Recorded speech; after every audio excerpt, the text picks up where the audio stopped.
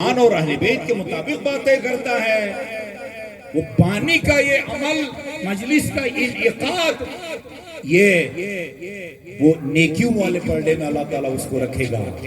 اور اگر اس نے غلط گفتگو کرنے والے کو بلایا ہے، کچھ ایسی باتیں ہیں میں یہاں سے کر بھی نہیں سکتا، شرم آتی ہے اپنے سٹیج سے، منبر حسینی سے اس طرح کی باتیں کرتے ہوئے، خدا شاہد ہے یہ بھی میں نے مجبوری میں کہہ دیا ہے۔ میں نے کئی دفعہ مجلس میں کہا ہے، ناروال میں ایک سال میں عشرہ پڑھ رہا تھا،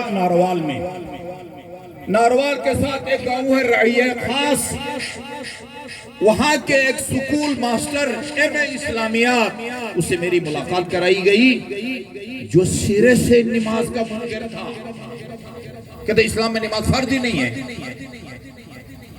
بھئی آپ کو شیعہ مسلمانوں میں، سنی مسلمانوں میں تاریخ الصلاۃ ملیں گے، بہت ملیں گے، لیکن کوئی مسلمان دنیا میں مسلمان ہو اور وہ یہ کہے کہ اسلام میں نماز فرض نہیں ہے، تو ایسا مثال مسلمان آپ دکھا سکتے ہیں؟ اور روزہ نہ رکھنے والے بہت ملیں گے آپ کو، اور مجلس کے دوران گڑ کھانے والے بھی آپ کو ملیں گے۔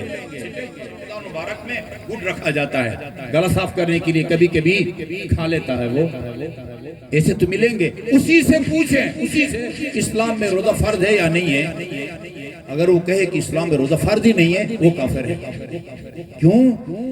خدا نے قرآن میں فرمایا ہے، کتب علیکم الصیام کما کتب علی الذین من قبلکم، جس طرح گزشتہ امتوں پر روزہ فرض تھا تم پر بھی فرض کر دی۔ یہ اگر کہتا ہے اسلام میں وہ فرض نہیں ہے روزہ، اس کا مطلب ہے کہ نماز کا منکر ہے۔ قرآن کی ایک آیت کا منکر بھی منکر ہے، ایک سورے کا منکر بھی منکر ہے، اور 30 حوالوں کا منکر بھی منکر ہے۔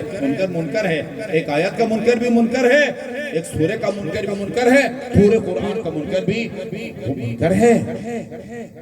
حج نہ کرنے والے کنجوس آپ کو بہت ملیں گے، اسی سے پوچھیں بھائی اسلام میں حج فرض ہے یا نہیں ہے؟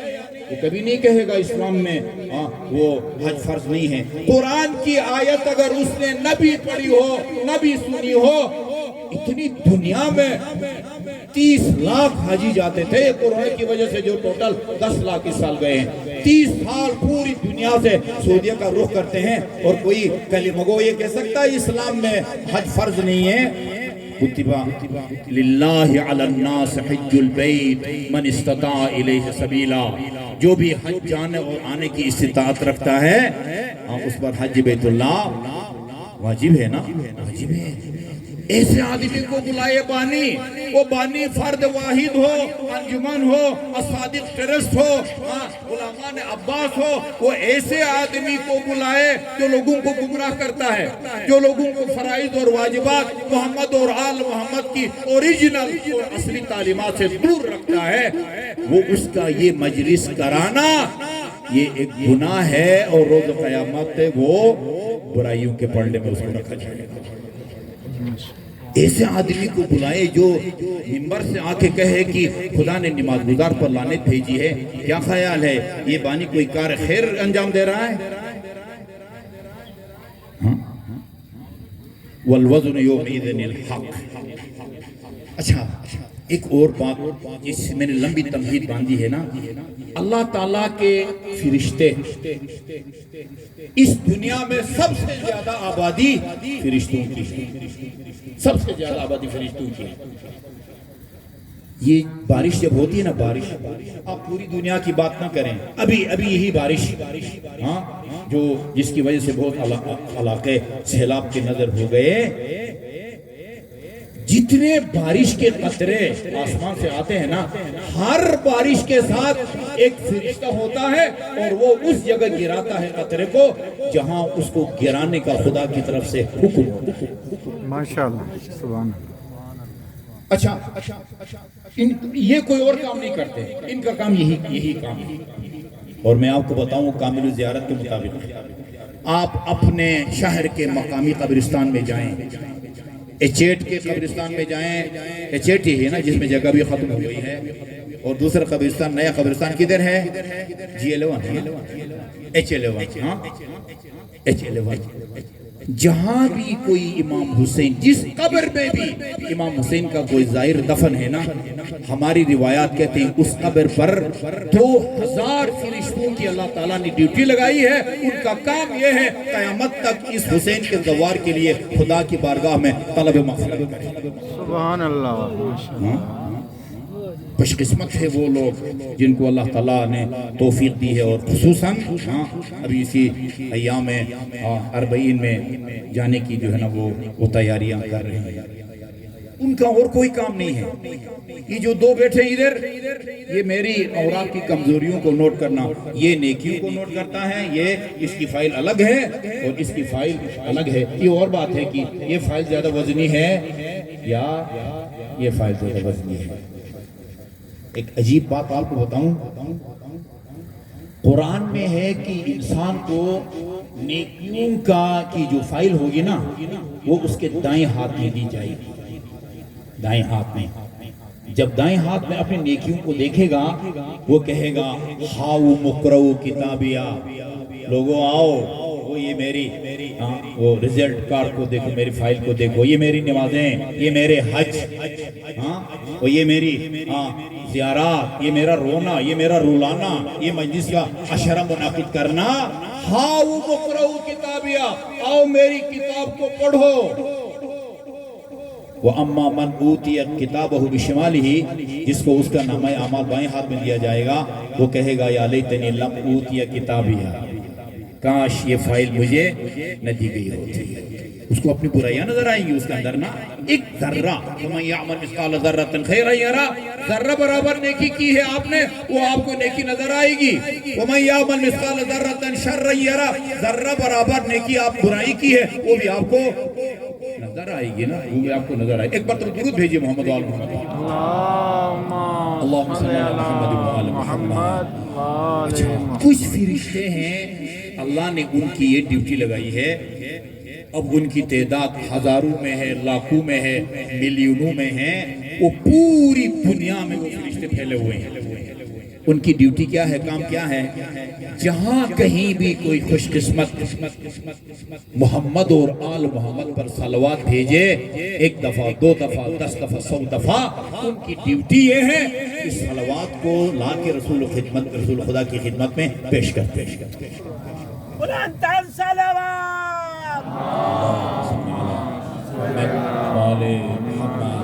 یہ جو میرے عزیز نے کہا نا بلندتر صلوات، یہ ان کی ذاتی خواہش نہیں ہے. ان کو پتہ ہو یا نہ ہو، یہ رسول کی حدیث کا ترجمہ ہے.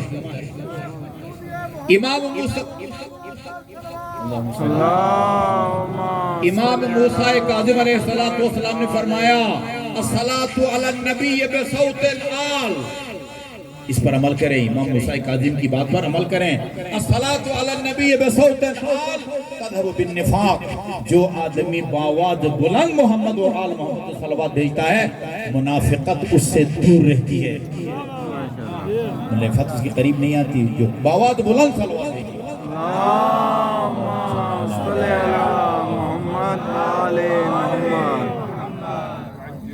اس خیال سے بھیجیں کہ بلند کا مطلب آہستہ نہیں ہے. بلند کا مطلب بلند.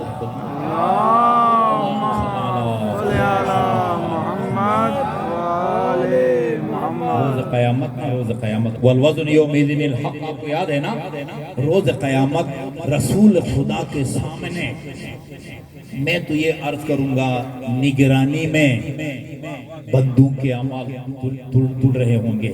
اچھا، یہ عجیب بات جو میں آپ کو سنانے لگا تھا نا، ابن تیمیہ جو کہ اہل حدیث حضرات سعودیہ کے اکثر جو مسلمان ہیں ابن تیمیہ کو شیخ الاسلام کہتے ہیں، ان سے روایات کو لیتے ہیں. ہمارے علامہ ہلی رحمۃ اللہ علیہ نے کتاب لکھی تھی امامت کے بارے میں نا، منہاج الکرامہ. انہوں نے ابن تیمیہ میں اس کی جواب میں کتاب لکھی ہے، اس کا نام ہے منہاج السنہ. آپ کو تعجب بھی ہوگا، افسوس بھی ہوگا. اس منہاج السنہ میں لکھا ہے کہ یہ جو شیعہ ہے نا، یہ جب اپنے مرحوم یا مرحومہ کو دفناتے ہیں نا، غسل دینے کے بعد تیاری کر کے اس کا بائیں ہاتھ کاٹ دیتے. اللہ اللہ خیر سال. کیوں ایسا کرتے ہیں؟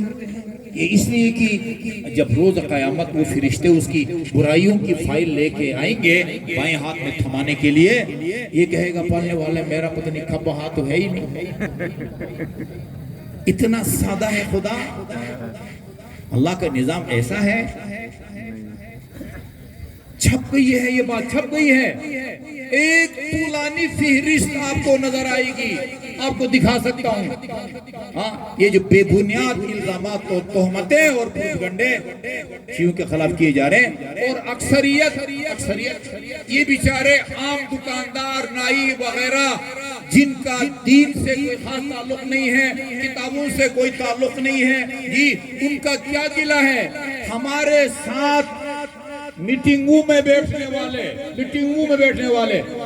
چن کے بریلویوں میں جو کریم قسم کا بندہ ہے اس کو کمیٹی میں بٹھایا گیا ہمارے ساتھ یکساں نصاب میں، اسی طرح دیوبندی حضرات، اسی طرح اہل حدیث حضرات، ان کو ہمارے عقائد کا الف بے بھی معلوم۔ ایک دفعہ تراویح کی بات ہو رہی تھی، میں نے کہا کہ وہ لکھنا چاہتے تھے، میں نے کہا کہ ہم یکساں نصاب بنا رہے ہیں نا، ہم تراویح نہیں پڑھتے، نہ لکھیں اس کو، 5 وقت کی نماز لکھیں، تراویح نہ لکھیں۔ وہ کمیٹی میں شامل ایک مولوی صاحب کہتے ہیں مجھے آج پتہ چلا شیعہ تراویح نہیں پڑھتے۔ یہ ہے ان کا علم کا ذخیرہ، معلومات کا ذخیرہ۔ جس کو یہ نہیں پتا کہ شیعہ تراویح پڑھتے ہیں یا نہیں پڑھتے، اس کو شیعوں کے عقائد کا کیا پتا؟ جنت البقیع اور روضہ رسول کے درمیان جو صحن ہے، میرے ساتھ بحث کی ہے وہاں کے علماء نے۔ وہ کہتے ہیں تم علی کو اپنا الہ مانتے ہو، علی کو الہ ماننے والا مسلمان نہیں ہوتا۔ اس کا مطلب یہ ہے کہ میرا جو کلمہ ہے لا الہ الا اللہ، اللہ کے علاوہ کوئی الہ نہیں ہے، تمہارے لا الہ الا اللہ پر میں اعتبار کر کے تمہارے ساتھ میں کھانا کھاتا ہوں، تمہارا ذبیحہ کھاتا ہوں، تم کو رشتہ دیتا ہوں، تم سے رشتہ لیتا ہوں، جی تمہارے ساتھ گیلا ہاتھ ملا کے اس کو میں دھوتا نہیں ہوں، اس لیے کہ تمہارے لا الہ الا اللہ پر مجھے اعتبار کرنے کا حکم ہے، اور تو میرے لا الہ الا اللہ پر اعتبار نہیں کرتا۔ ہم لا الہ الا علی تو نہیں کہتے نا، لا الہ الا اللہ، اللہ کے علاوہ کوئی الہ نہیں ہے۔ الہ کا کیا مطلب ہے پتہ ہے؟ جس کو پتہ ہے وہ ذرا ہاتھ اٹھایا۔ الہ کا مطلب کیا ہے؟ الہ کا کافی ہاتھ اٹھے الحمدللہ۔ الہ کا مطلب ہوتا ہے معبود، خدا کے سوا کوئی معبود نہیں ہے۔ میں گلدستہ آذان پر 5 وقت کہتا ہوں، 3 وقت لا الہ الا اللہ، اللہ کے علاوہ کوئی الہ معبود نہیں ہے، اور تو مجھے مسجد النبی میں کہتا ہے کہ تو علی کو الہ مانتا ہے۔ کتنا بڑا الزام ہے۔ یہ بات بھی چھپی ہوئی ہے۔ یہ 10 صحابہ کرام جن کو رسول خدا نے اپنی زندگی میں جنت میں جانے کی بشارت دی تھی، شیعہ ان سے دشمنی رکھتے ہیں، اور ان 10 صحابیوں سے دشمنی کی وجہ سے یہ 10 کا جو عدد اور فگر ہے نا، اس سے بھی نفرت کرتے ہیں۔ سنیے، یہ کتابوں میں باتیں چھپی ہوئی ہیں، ان کی طرف متوجہ ہونے کی ضرورت ہے۔ 10 کی عدد جو ہے نا، وہ عدد سے بھی متنفر ہیں۔ یہ جب کوئی مسجد بناتے ہیں، ہسپتال بناتے ہیں، کوئی بڑا گھر بناتے ہیں، 10 پلر نہیں بنا۔ کیوں؟ ان 10 صحابہ کرام سے دشمنی کی وجہ سے۔ آگے ایک اور افسوسناک بلکہ شرمناک بات لکھی ہے، یہ لوگ جب گنتی نا، گنتی 1 2 3 1 2 3 4 5 6 7 8 9 10 نہیں کہتے، 9 کے بعد 9 جمع 1 کہتے ہیں۔ متوجہ نہیں ہے یہ بندے خدا مسکین کی کسی پر تہمت اور الزام کا کتنا بڑا گناہ۔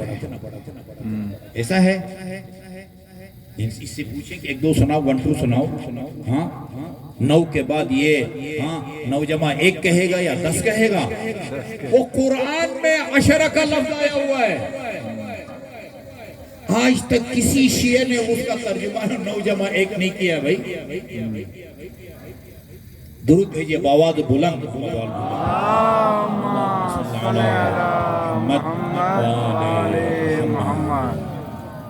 اعمال ہاں رسول خدا کی نگرانی میں بندوں کے اعمال تولے جا رہے ہوں گے. آپ دیکھ رہے ہوں گے کہ ایک بندے کے اعمال تولے جا رہے ہیں لیکن جو برائیوں کا پلڑا ہے نا وہ بھاری ہے اور نیکیوں کا پلڑا ہلکا ہے. کیا کریں گے رسول خدا؟ میں نے عرض کیا تھا زندگی میں آپ نے جتنی دفعہ بھی محمد و آل محمد پر درود بھیجا ہے نا وہ آن حضرت کے بعد محفوظ ہے. آپ کے پاس اس بندے خدا کے جتنی صلواتیں ہوں گی ان میں سے چند ایک صلوات کا ثواب اٹھا کے نیکیوں کے پلڑے میں رکھیں گے اور جیسے اس صلوات کا ثواب نیکیوں کے پلڑے میں حضور رکھیں گے وہ برائیوں کا پلڑا اٹھتا ہوا نظر آئے گا اور نیکیوں کا پلڑا زمین پر بیٹھتا ہوا نظر آئے گا. محمد والے محمد. اور آخری نقطہ جو انتہائی حساس ہے جس پر میں اور آپ جتنا فخر کریں خدا کا شکر کریں کم ہے وہ یہ کہ بندے کا ایمان بھی تلے گا. ایمان بھی تلے گا. رسول کے بعد سب سے وزنی ایمان علی کا ہے. وہ حضرت عمر رضی اللہ تعالی عنہ دو آدمیوں کو لے کے دو آدمیوں نے حضرت عمر سے ایک مسئلہ پوچھا کنیز کو اگر کوئی طلاق دے تو اس کو کتنی دفعہ وہ نکاح کرے کنیز سے تو اس کو کتنی دفعہ طلاق دینے کی گنجائش ہے؟ انہوں نے فرمایا کہ مسجد میں علی بیٹھے ہیں ان سے جا کر پوچھتے ہیں. آئے امیر المومنین مسجد میں بیٹھے ہوئے تھے پوچھا یہ مسئلہ پوچھا. امیر المومنین نے دو انگلیوں کا اشارہ کیا یوں. اس سے کیا مطلب ہے؟ دو دفعہ طلاق دینے کی گنجائش ہے تیسری دفعہ نہیں. انہوں نے کہا ٹھیک ہے. باہر جب آئے ان دونوں نے کہا کہ یہ آپ کو اس پر اتنا اعتماد ہے یہ زبان سے بولے بھی نہیں ہے دو انگلیوں کا اشارہ کیا ہے اور اسی سے آپ نے سوال کا جواب سمجھ لیا ہے. ہاں اتنا آپ کے نزدیک قابل اعتبار ہے. فرمایا تمہیں پتا ہے میں تمہیں کس کے پاس لے کے آیا ہوں؟ جی میں نے رسول خدا کو فرماتے ہوئے سنا ہے لو وضعت السماوات السبع فی کفۃ میزان 7 آسمان اور زمین کو ترازو کے ایک پلڑے میں رکھو اور دوسرے پلڑے میں علی کا ایمان رکھو وہ پلڑا جھکتا ہوا نظر آئے گا جس میں علی کا ایمان ہے. ماشاءاللہ. اللہ تعالیٰ آپ کو یہ حاکم نیشاپوری نے مستدرک الحاکم میں لکھا ہے. اللہ تعالیٰ آپ کو عتبات مقدسہ کی زیارت نصیب فرمائے. پہلی فرصت میں حضرت علی کے حرم میں جائیں اور وہ آخری دروازہ جس سے داخل ہونے کے بعد امیر المومنین کی زری ہے اس کے اوپر یہ حدیث لکھی ہوئی ہے. یہ لوگ اگر 7 آسمانوں اور زمین کو ترازو کے ایک پلڑے میں رکھو اور دوسرے میں علی کا ایمان رکھو تو وہ علی کے ایمان والا جو پلڑا ہے نا اس کا وہ بھاری ہوگا. آسمان اور زمین کا جو وزن ہوگا وہ علی کے ایمان کے مقابلے میں اس کا وزن کم ہوگا. یہ بھی تلے گا. ہمارا ایمان بھی تلے گا جو جیسے بھی ہے گراموں میں ہے کلو میں ہے کچھ تو ہے نا بھائی کچھ تو ہے. ایک مرتبہ آواز بلند درود بھیجیے.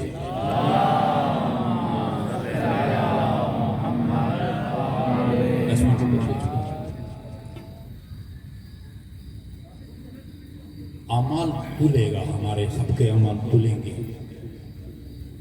یہ قرآن کی ایک آیت ہے اس میں اللہ تعالیٰ نے مومن کی 5 نشانیاں بیان کی ہیں. انما المؤمنون الذین اذا ذکر اللہ وجلت قلوبہم. مومن وہ ہوتے ہیں جب ان کے سامنے اللہ کا ذکر کیا جائے قرآن آیات کی تلاوت کی جائے ان کے دل خوفزدہ ہوتے ہیں. وَإِذَا تُلِيَتْ عَلَيْهِمْ آیاتُهُ جب اس کے سامنے آیات الہی کی تلاوت کی جائے ان کے ایمان میں اضافہ ہوتا ہے. اپنے زمانے کے باعمل خطیب شیخ جعفر ششتری وہ کہتے ہیں میں ان آیات کو اس آیت میں جن نشانیوں کو مومن کی نشانیوں کو پڑھتا تھا ان کو دیکھ کے میں مایوس ہوتا تھا. اللہ کا ذکر کر کے میرا دل خوف زدہ نہیں ہوتا؟ پرانی آیات کی تلاوت سن کے یا تلاوت کر کے میں اپنے ایمان میں اضافہ کو محسوس نہیں کرتا، میں پریشان رہتا تھا۔ ایک مطالعے کے دوران امام حسین علیہ السلام کا ایک فرمان نظر سے گزرا، اس سے مجھے حوصلہ ملا۔ وہ کیا تھا؟ امام حسین نے فرمایا ما ذکرت عند مؤمن او مومنۃ الا استعبرا، جس مومن مرد اور عورت کے سامنے میرا نام لیا جائے گا وہ خود بخود آپیدہ ہوگا اور بے اختیار اس کی آنکھوں سے آنسو چھلکنے لگیں گے۔ کہا کہ اس حدیث کو سن کے مجھے حوصلہ ملا۔ اتنی نا فارسی میں ایک جملہ ہے السچیزہ یا صدائے شور و شین، تین چیزوں کا نام لو، ان کے نام سے آپ کو آہ اکا اور فریادوں کی آوازیں سنائی دیں گی۔ کون سی ہیں؟ کربلا وہ، زینب وہ، دیگر حسین۔ یہ کربلا کا نام صرف کربلا نہیں ہے، جب کربلا کا آپ نام سنیں گے، تاریخ پڑھی ہو، ہاں کربلا سے وابستہ ہے، یہ کربلا کا نام بندے کو رلانے کے لیے کافی ہے۔ ہاں زینب، ایسی زبان سے آسان سے کہہ دینا زینب، یہ کوئی معمولی بات نہیں ہے۔ مصر کے ایک ڈاکٹر نے، خاتون ڈاکٹر ہے بنت شاطی، اس نے جناب زینب کبریٰ کے بارے میں کتاب لکھی ہے مطلۃ کربلا، اس کا اردو میں ترجمہ بھی ہوا ہے۔ اردو ترجمہ کا نام ہے کربلا کی شیردل خاتون، یہ سامنے محمد علی بک ایجنسی کے پاس تھی، ابھی ختم ہو گئی، بنت شاطی۔ اس نے لکھا ہے ایک دن امیر المومنین اپنی بیٹی کو درس قرآن دے رہے تھے، اور اس درس قرآن کے دوران مستقبل میں یعنی رونما ہونے والے بہت سارے خوشگوار ناخوشگوار واقعات کی خبر دے رہے تھے اپنی بیٹی کو۔ اسی دوران کربلا کا ذکر آیا، بیٹی کے سامنے نا بتایا، اتنا بتایا۔ یہ صفین جاتے وقت آتے وقت نا ابن عباس کہتا ہے کہ امیر المومنین میدان کربلا میں رکے اور نشاندہی کی، یہاں میرے عباس کا خیمہ لگے گا، یہاں اکبر کا لگے گا، یہاں حسین کا لگے گا، اصحاب کا، اولاد کا خیموں کی نشاندہی کی، اور اتنا روئے کہ امیر المومنین پر غشی طاری ہو گئی اور زمین پر گر گئے۔ وہ ابھی حسین شہید نہیں ہوئے، ہاں بتایا اصحاب شہید ہوں گے، اولاد شہید ہوں گے، بھائی حسین کے شہید ہوں گے۔ اچھا جی، سب کی شہادت کے بعد کیا ہوگا؟ شام غریبان میں کیا ہوگا؟ وہ علی بتانا چاہتے ہیں لیکن جرأت نہیں کر رہے، اس خیال سے کہ بیٹی شاید سن نہ سکے، بیٹی کے دل پر کوئی اثر ہو۔ محسوس کیا جناب زینب کبریٰ نے، میرے بابا بتانا چاہتے ہیں کہ شہادت حسین کے بعد شام غریبان میں یہ اشقیاء ہمارے ساتھ کیا سلوک کریں گے، اس خیال سے نہیں بتا پا رہے کہ شاید میں نہ سن سکوں۔ بتاؤں ہی بات، جناب زینب کبریٰ نے کیا فرمایا؟ بابا جو ناخوشگوار دل خراش منظر آپ مجھ سے چھپا رہے ہیں نا، میں اپنے مادر گرامی سے سن چکی ہوں۔ مجھے میری مادر گرامی نے بتایا ہے کہ کیا ہوا تھا۔ میں آپ کا زیادہ مسائل میں وقت نہیں دوں گا۔ امام یوں سمجھیں کہ گھوڑے سے زمین پر تشریف لا چکے تھے، گھوڑے سے تشریف لا چکے تھے، لیکن کمزوری تھی، خون بدن مبارک سے اتنا جاری ہوا تھا کہ ہل نہیں سکتے تھے۔ مٹی کا ایک تکیہ سا بنا کے سجدے کی حالت میں تھے۔ عمر سعد کے لشکر میں چیمگوئیاں شروع ہو گئی۔ کسی نے کہا نواسہ پیغمبر شہید ہو گیا، کسی نے کہا نہیں ابھی زندہ ہے۔ عمر سعد ہی کا ایک سپاہی کہتا ہے میں جانتا ہوں یہ کتنا غیرت مند ہے، جاننا چاہتے ہو کہ حسین زندہ ہے یا شہید ہو گئے ہیں، تھوڑی دیر کے لیے اپنے گھوڑوں کا رخ خیمگاہ کی طرف کر، یہ اگر زندہ ہے نا یہ اٹھ تو نہیں سکے گا لیکن اٹھنے کی کوشش ضرور کرے گا۔ ایک مرتبہ اٹھنے کی کوشش کیا، زیادہ رو زمین پر گرے، دوسری دفعہ کوشش کی زمین پر گرے، اور جب مایوس ہوئے ہاں کہا کہ شمر سے مخاطب ہو کے فرمایا شمر جب تک میں زندہ ہوں اپنے ان صفت سپاہیوں سے کہو میرے اہل حرم سے دور رہیں، نبی کی نواسیوں سے دور رہیں، علی کی بیٹیوں سے دور رہیں۔ ہاں ایسے ہی ہوا عزادارو، جب تک امام زندہ تھے یہ اشقیاء اہل حرم سے دور رہے۔ ادھر کربلا کی فضاؤں میں جبرائیل کی آواز گونجی، الا قد قتل الحسین بکربلا، الا قد ذبح الحسین بکربلا، فاطمہ کا لال میدان کربلا میں ذبح ہو گیا۔ اس کے ساتھ ہی عمر صاحب کی آواز بلند ہوئی، احرقوا بیوت الظالمین، لوٹو تبرکات رسول اللہ، قیدی بنا کے لے چلو آل رسول ہو۔ میرا 100% ایمان ہے یہ اشقیاء، یہ وہ خونی صفت، یہ اگر آتے نا خیموں میں اور ان مخدرات عصمت و طہارت سے یہ کہتے نا کہ تمہارے پاس جتنے تبرکات ہیں وہ ہمارے حوالے کر دیں۔ اس علی کی بیٹیاں تھی جو سائل کو اونٹوں کی قطار کے قطار دے دیتا تھا، ایک لمحہ کی تاخیر کے بغیر تبرکات ان کے حوالے کر دیتی، لیکن ایسا نہیں ہوا۔ کیا ہوا؟ صرف ایک روایت آپ کی خدمت میں عرض کرتا ہوں۔ مختار کا جب انقلاب آیا اور قاتلان حسین سے انتقام کا سلسلہ شروع ہوا، طریقہ کار مختار کا یہ تھا کہ بلاتا تھا قاتلوں کو، ظالموں کو، لٹیروں کو، اور ان سے پوچھ کے ان کی ظلم کے مطابق ان کو سزا دیتا تھا۔ مالک اشتر کا بیٹا ابراہیم کی عدالت میں ملعون ابجر بن کعب کی پیشی ہوتی ہے۔ ابراہیم نے پوچھا سچ بتا تو نے کربلا میں کس کو مارا ہے؟ قسمیں کھائیں میں نے کسی کو نہیں مارا، شہید نہیں کیا، کسی کو لوٹا ہو ظالم، کسی بچی کو تماچا مارا ہو۔ ظلم اتنا بڑا تھا اگر اس ظلم کے بعد آسمان زمین پر گر جاتا نا تو تعجب نہ ہوتا، زمین پھٹ جاتی تو بھی تعجب نہ ہوتا۔ نہیں بیان کر سکتا جب ابراہیم کا دباؤ بڑھا، بہت معذرت کے ساتھ عرض کرنے لگا۔ امام جعفر صادق نے فرمایا ہمارے مصائب کو ہمارے عزاداروں سے مت چھپاؤ۔ کہا کہ میں نے شام غریبان میں کانپتے لرزتے کہا میں نے شام غریبان میں علی کی بڑی بیٹی کی ردا چھینی تھی۔ او ظالم، اور کیا کیا تو نے؟ یہ تو مصائب کے جملے سن سن کے ہم عادی ہو گئے۔ پہلی دفعہ سن کے اگر کوئی اور مومن مر جاتا وہ حق بجانب تھا۔ میں نے علی کی بیٹی، آپ کو پتا ہے یہ کون علی کی بیٹی ہے؟ فرماتی تھی بابا نانا کی زیارت کو جی چاہتا ہے، فرماتے تھے بیٹی ابھی دن ہے راحت آنے دو۔ خود جاتے تھے اور حرم کے دروازے پر جا کے آگے بڑھ کے لمبک کے چراغ خود گل کرتے تھے۔